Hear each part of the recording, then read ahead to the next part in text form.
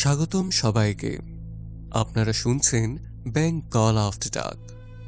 আমাদের আজকের আয়োজন লেখক অনিশ দেবের লেখা ছোট গল্প দৃশ্য শেষ।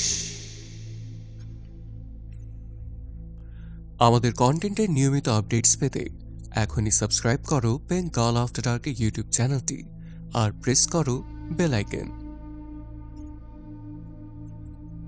যেন দূর থেকে ভেসে আসা কুকুরের চিৎকার কমলেশের কানে এলো, আর ঠিক তার 15 সেকেন্ড পরেই শোনা গেল দূর থেকে ভেসে আসা কোনো এক অ্যারোপ্লেনের গুঞ্জন। সেই গুঞ্জন ধীরে ধীরে পাল্টে গেল গর্জনে। কান ফাটানো বিকট শব্দ তুলে প্লেনটা বাড়িটা ঠিক ওপর দিয়ে চলে গেল। ঘরে একটা অল্প পাওয়ারের বাল্ব জ্বলছে, তারই আলোয় কমলেশ ঘড়ি দেখল। রাত 2:32:15। এবার ও খাটের উপর উঠে বসল, চোখ বুলিয়ে ঘরটাকে আরও একবার দেখতে লাগল। 14 ফুট লম্বা ও 12 ফুট চওড়া বড় সাইজের ঘর। ঘরের জানলার কোনো বালাই নেই, একটা মাত্র দরজা, পুরু শাল কাঠের তৈরি। ঘরের চার দেওয়াল নিরেট কংক্রিটের। সেটা ডিঙিয়ে যখন আওয়াজ আসছে, তাহলে কুকুরটা নিশ্চয়ই কাছাকাছি কোনো জায়গা থেকেই চিৎকার করছিল। কিন্তু এই পুরো দেওয়ালের জন্য মনে হয়েছে চিৎকারটা বেশ দূর থেকে ভেসে আসছে। কমলেশের বুক ঠেলে বেরিয়ে এলো দীর্ঘশ্বাস। সে বন্দি এই ছোট্ট ঘরটায়, অসহায় পাখির মতো ডানা ঝাপটে তাকে শেষ হয়ে যেতে হবে। হয়তো কেউ খোঁজও পাবে না। কিন্তু কতক্ষণ ধরেও আছে এখানে? একদিন, দুদিন, মাত্র 8 ঘন্টা। কিন্তু একা একা এতক্ষণ কাটানোর ফলে মনে হচ্ছে হয়তো 8 ঘন্টা নয়, 8 দিন। ঘটনার আবর্ত শুরু হয়েছে এখন থেকে 8 ঘন্টা আগে, সেই সন্ধে 6টা থেকে। ভগবান জানেন এর শেষ কোথায়। কমলেশ সন্ধ্যের মুখে গাড়ি নিয়ে বাড়ি ফিরছিল।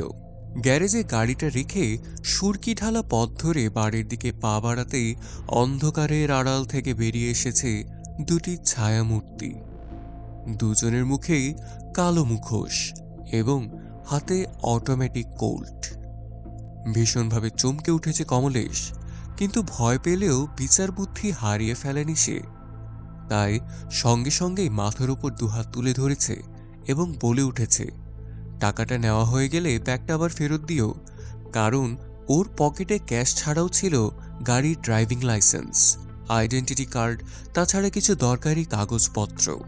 কিন্তু ওদের কেউই পকেটের ব্যাগের দিকে হাত বাড়ায়নি, অর্থাৎ ব্যাগের ওই সামান্য টাকার লোভে ওরা আসেনি। লম্বা দোহারা চেহারার লোকটা রিভলভার নাচিয়ে কমলেশকে এগোতে নির্দেশ করেছে এবং কমলেশও বুদ্ধিমানের মতো সেই নির্দেশ অমান্য করেনি। বাড়ির এলাকা ছাড়িয়ে ওরা বাইরে এসে দাঁড়াতেই কোথা থেকে হুশ করে এগিয়ে এসেছিল একটা কালো ডেমলার গাড়ি। হাত পা চোখ বেঁধে কমলেশকে পিছনের সিটে ফেলে ওরা গাড়ি চালিয়ে দিল। প্রথম প্রথম কমলেশ মনে মনে হিসাব রেখেছে গাড়িটা কখন কোন দিকে মোড় নিচ্ছে, কিন্তু একটু পরেই সেটা যে অনর্থক তা বুঝে আর চেষ্টা করেনি। ঘণ্টাখানেক চলার পরে গাড়িটা থেমেছে।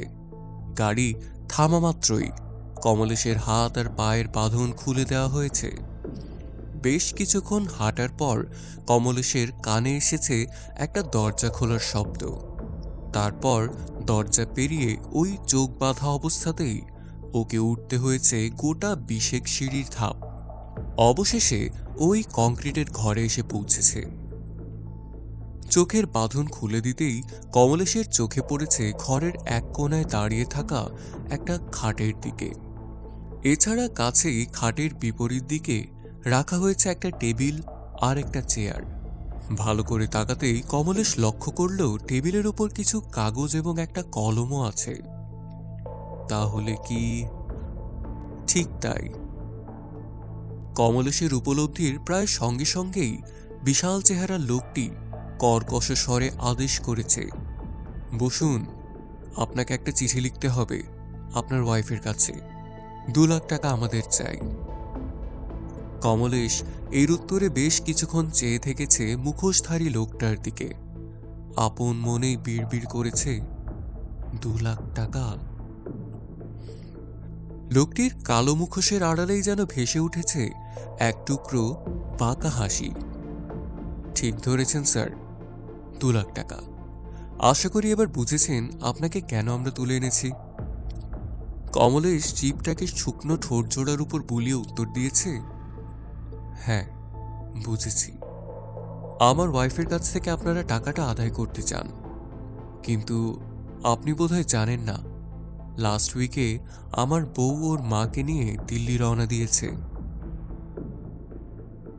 এই অভাবনীয় উত্তরে মুখোশধারী লোক দুজন একে অপরের দিকে চেয়ে মুখ চাওয়াচাওয়ি করতে লাগলো। ওদের দেখে একটু যেন দ্বিধাগ্রস্ত মনে হয়েছে কমলেশের। অবশেষে বিশাল চেহারার লোকটি তার অটোমেটিক কোল্ড উঁচিয়ে ধরেছে, বলেছে, বুঝেছো বাবু, 2 লাখ টাকা আমাদের চাইই চাই। কোনো রকম কায়দায় আমরা ভুলছি না। তুমি কিভাবে টাকা জোগাড় করবে সে আমাদের জানার দরকার নেই, আমাদের শুধু মালটা পেলেই হলো। লোকটির নির্দেশে কমলের সামনের চেয়ারে গিয়ে বসল। অমিতাভ রায় আমার লয়ার, সেই আমার সবকিছু দেখাশোনা করে। একমাত্র ওকে ছাড়া আর তো কোনো উপায় দেখছি না। লোকটির হাতে বন্দুক আরও একবার নিচে উঠেছে এবং সেই সঙ্গে শোনা গেছে তার আদেশ, তাহলে তাই লেখো, পেন নিয়ে রেডি হও।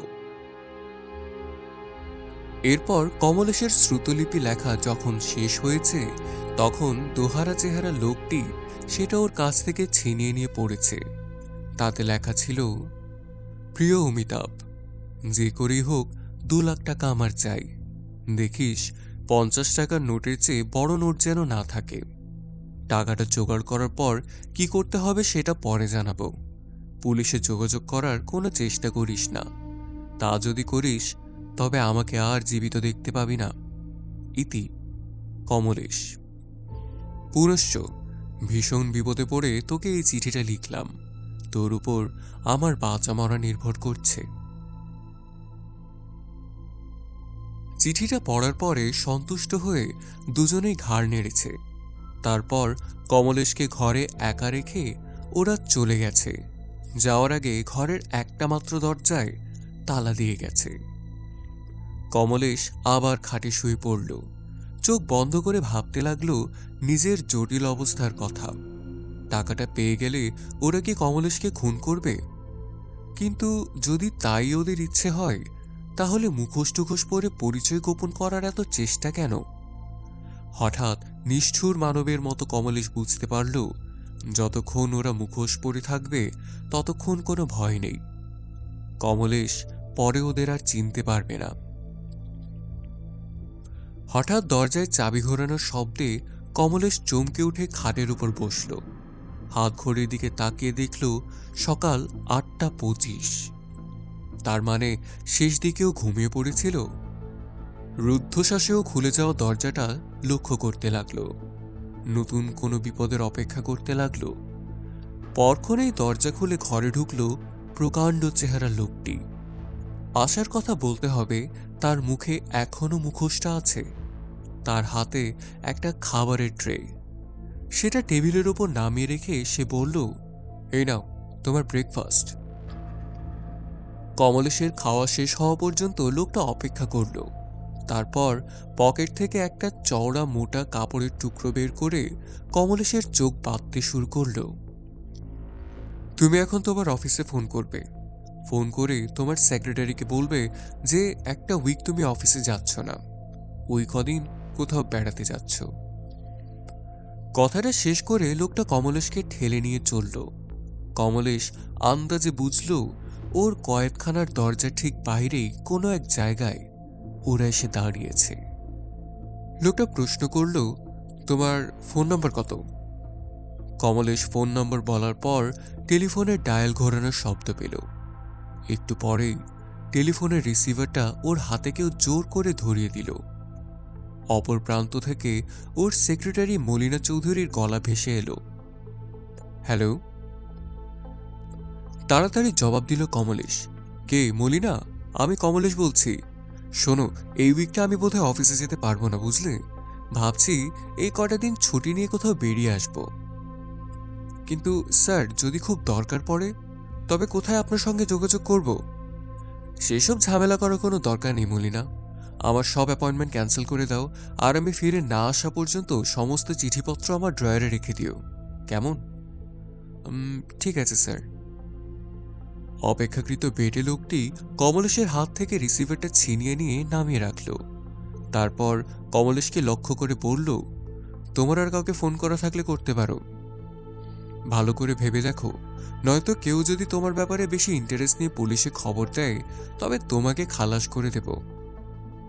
এরপর লোকটা নৃশংসভাবে টেনে টেনে হাসল। 1 মিনিট ভেবেই মনস্থির করল কমলেশ। বলল, আমার বাড়িতে একটা ফোন করা দরকার। ও ফোন নম্বর বলার সঙ্গে সঙ্গেই লম্বা মুখোশধারী লোকটা ডায়াল করতে শুরু করল। একটু পরেই সে রিসিভারটা তুলে দিল কমলেশের হাতে।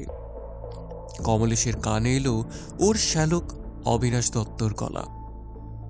হ্যালো, অবিনাশ নাকি? কে কমলেশ দা? কি ব্যাপার কাল রাত থেকে? শোনো অবিনাশ, আমার ফিরতে হয়তো দিন 7 দেরি হবে, বুঝলে? তার মানে আপনি কোত্থেকে বলছেন কমলেশ দা? আজ সকালেও যখন আপনি ফিরলেন না তখন ভীষণ চিন্তায় পড়ে গিয়েছিলাম। শেষে দাশুকে খোঁজ করতে পাঠালাম। খোঁজাখুঁজি সেরেও ফিরে এসে বলল গাড়িটা নাকি গ্যারেজেই রয়েছে। মানে কাল আপনি বাড়ি ফিরেছিলেন, কিন্তু তারপর আবার কখন যে বেরোলেন সেটা তো বুঝতেই পারছি না। হ্যাঁ, আজ খুব সকালে আমি বেরিয়ে পড়েছি। আমার এক বন্ধু ওর গাড়িতে করে আমার বাড়ি থেকে আমাকে তুলে নেয়, তাই তাড়াহুড়ে বলে যেতে পারিনি। এটুকু বলেই কমলেশ দীর্ঘশ্বাস ছাড়ল। কে জানে অবিনাশের সঙ্গে আর কোনোদিন দেখা হবে কিনা। এই 7 দিন কি করবেন? কোনো জরুরি কাজ নাকি অন্য কিছু? না না না, কোনো কাজ টাজ নয়, এই একটু বেড়াবো টেড়াবো ঠিক করেছি। কিন্তু কাল সন্ধ্যের সময় দিল্লি থেকে দিদির একটা চিঠি এসেছে। আপনি বোধহয় চিঠিটা পাননি নাকি? না তো, পাইনি। তুমি বরং চিঠিটা রেখে দিও, আমি ফিরে এসে দেখব, কেমন? তার আর কি দরকার? যাওয়ার আগে বাড়িতে নেমে চিঠিটা নিয়ে গেলেই তো পারেন। না না, তা সম্ভব নয়। অপর প্রান্তে কিছুক্ষণ নীরবতা। তারপর আবার অবিনাশের গলা ভেসে এলো, তাহলে আপনার অ্যাড্রেসটা বলুন, আমি চিঠিটা পাঠিয়ে দিচ্ছি। হুম, আমি এখনই বেরিয়ে পড়ব। তাছাড়া পজিটিভ কোনো অ্যাড্রেস দেওয়া অসম্ভব। আমি দিন 7 পর ফিরলে চিঠিটা দিও। কেউ যদি আমার কথা জিজ্ঞেস করে বলো আমি ছুটি নিয়ে সপ্তাহখানেকের জন্য বেড়াতে গেছি।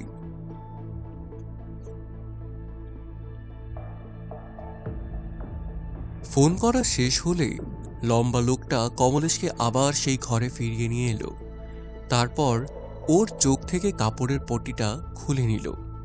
কমলেশ আশা নিরাশার দোলায় দুলতে দুলতে খাটে গিয়ে বসল।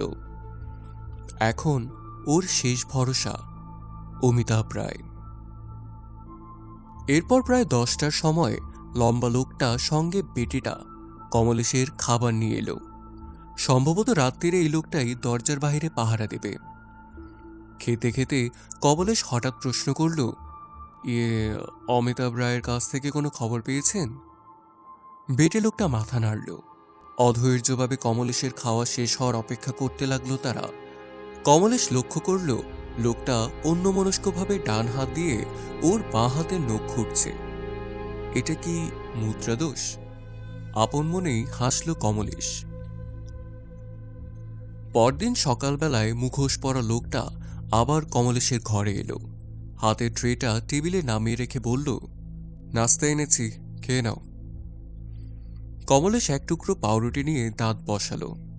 না, খাওয়া দাওয়ার ব্যাপারে লোক দুটো খুব একটা অভদ্র নয় দেখছি। খেতে খেতেই হঠাৎই ওর মনে পড়ল অমিতাভের কথা। সঙ্গে সঙ্গে দাঁড়িয়ে থাকা লোকটাকে ও জিজ্ঞেস করল, অমিতাভ কি টাকার ব্যবস্থা করেছে? হুম, জবাব দিল লম্বা মুখোশধারী। তোমার ওই হারামজাদা উকিল এখনো গাইগুই করছে। আজ তুমি ওকে ফোন করবে, যদি পরিষ্কার করে ওই 2 লাখ টাকার ব্যাপারটা বোঝাতে পারো তাহলে তো ভালো, নয়তো বউকে চিঠি লিখে দিও খাটিয়া কেনার ব্যবস্থা করতে বলে। কমলেশ এক অজানা আতঙ্কে শিউরে উঠল। না না, যে করেই হোক অমিতাভকে রাজি করাবই। খাওয়া শেষ হতে না হতেই লোকটা পকেট থেকে কাপড়ের পট্টি বের করে আবারও কমলেশের চোখ বেঁধে দিল। তারপর আগের দিনের মতোই ওকে নিয়ে চলল টেলিফোনের কাছে। কমলেশ অমিতাভের নাম্বার বলার পর লোকটা ডায়াল করে কমলেশের হাতে রিসিভার তুলে দিল। এই নাও, তোমার পেয়ারের দোস্তকে ভালো করে বোঝাও। রিসিভারটা সজোরে আঁকড়ে ধরে রেখে কানে চেপে ধরল কমলেশ। উত্তেজিত চাপা স্বরে প্রশ্ন করল, কে? কমলেশ নাকি? আমি রায় বলছি। কি রে, ব্যাপার কি তোর? ঠান্ডা গলায় জানতে চাইল কমলেশ। আমার চিঠি পেয়েছিস? হ্যাঁ পেয়েছি, কিন্তু অত টাকা কদিনে কি করে জোগাড় করব বুঝতেই পারছি না। দরকার হলে আমার সমস্ত প্রপার্টি বেচে দে, দিয়ে যে করেই হোক 2 লাখ টাকা আমার চাই। যদি 2-1 দিনের মধ্যে জোগাড় করতে পারিস তো ভালো, আর সেটা না করতে পারলে টাকা জোগাড় করতে হবে না, আমার শ্রাদ্ধে টাকাটা খরচ করিস। অমিতাভকে জবাব দেওয়ার পর কোনো সময় না নিয়েই ঠাস করে রিসিভারটা নামিয়ে রাখল কমলেশ।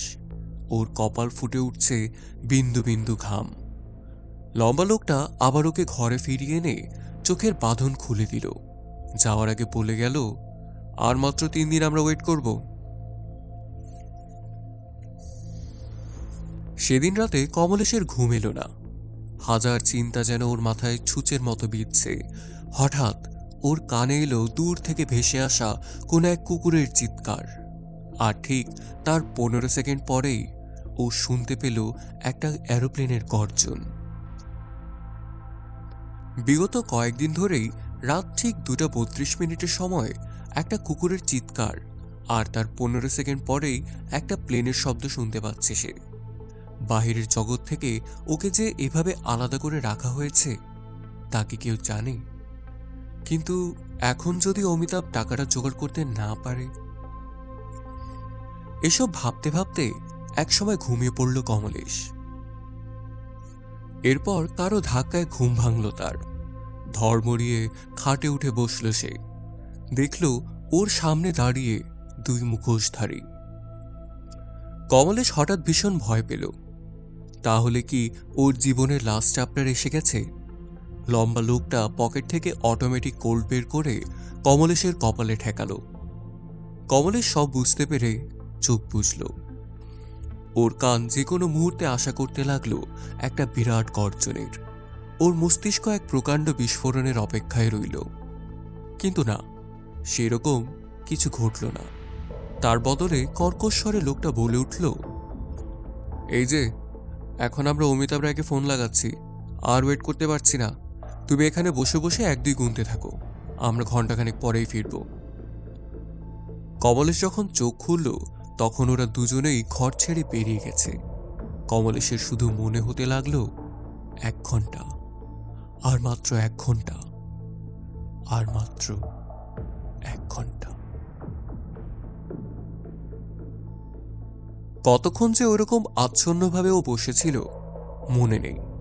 দরজা খোলার শব্দে ওর চমক ভাঙল। লম্বা এবং বেটে লোকটা ঘরে ঢুকল।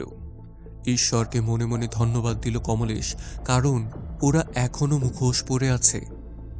অমিতাভ কি তাহলে টাকা জোগাড় করতে পেরেছে? কৌতূহলেই জানতে চাইল কমলেশ। কিছুক্ষণ নীরবতা। তারপর লম্বা লোকটা জবাব দিল, টাকা জোগাড় করেছে তো বলেছে, কিন্তু সত্যি কি মিথ্যা সেটা জানতে পারবো রাত 8টায়।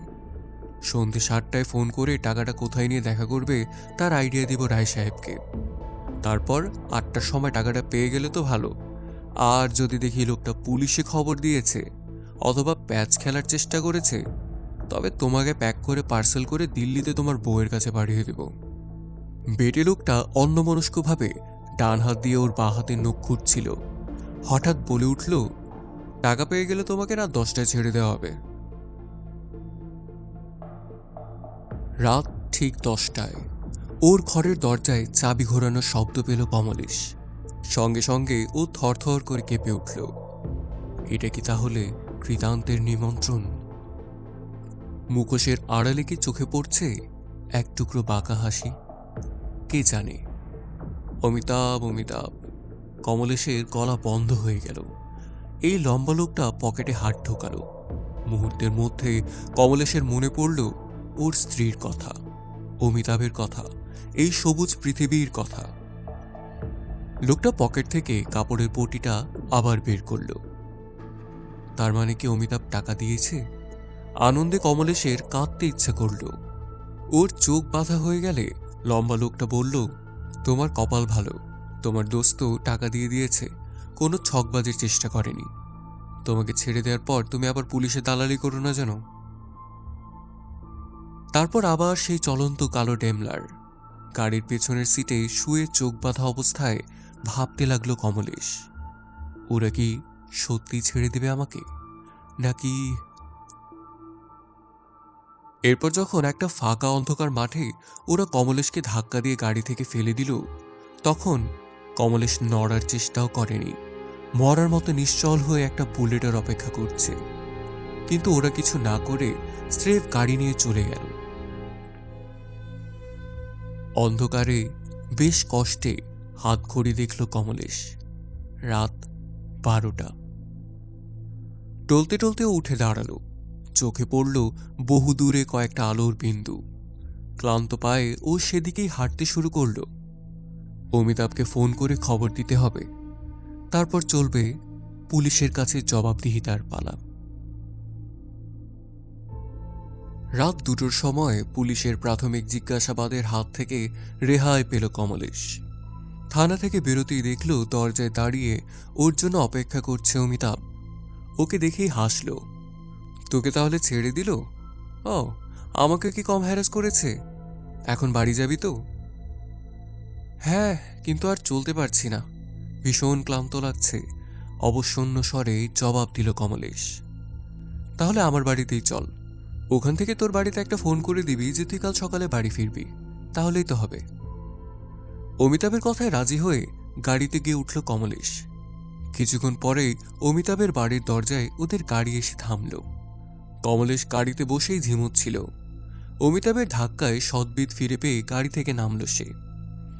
বসার ঘরে দুজন আরাম করে সোফায় বসে কথা বলছিল। হঠাৎই অমিতাভ বলে উঠল, কিরে, একটু চলবে নাকি? তাহলে এই ম্যাজমেজ ভাবটা কেটে যেত।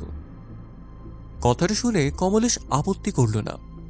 অমিতাভ পাশের ঘরে গেল গ্লাস আনতে। কমলেশ এদিক সেদিক তাকাতে লাগল। 14 ফুট বাই 12 ফুট বসার ঘর, প্রচুর টাকা খরচ করে এটাকে মনের মতো করে সাজিয়েছে অমিতাভ। একা মানুষ, বেশ সুখেই আছে। এসব ভাবতে ভাবতে তন্ময় হয়ে পড়েছিল কমলেশ। দেওয়াল ঘড়ির ঢং ঢং শব্দে ওর যেন চমক ভাঙল। রাত বাজে 2:30। ঠিক তখনই 2টো ভর্তি গ্লাস নিয়ে ফিরে এলো অমিতাভ। সোফায় বসে সামনের টেবিলের উপর গ্লাস 2টো নামিয়ে রাখল। নে, শুরু কর। একটা গ্লাস হাত বাড়িয়ে তুলে নিল কমলেশ।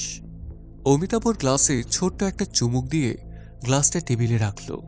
এরপর বলল, আচ্ছা, তোর কি মনে হয় বলতো, পুলিশ কি লোক দুটোর কোনো হদিস পাবে? কমলেশ একটু অন্যমনস্ক ছিল। অমিতাভের কথায় ওর দিকে ফিরে তাকালো। বেটে খাটা অমিতাভ রায় তখন ডান হাত দিয়ে নিজের বাঁ হাতে নখ খুঁড়ছে। কমলেশ অবাক হল। 1-2 সেকেন্ড অপেক্ষা করার পর কমলেশ হাসল আর বলল, তুই কি সত্যি জানতে চাস?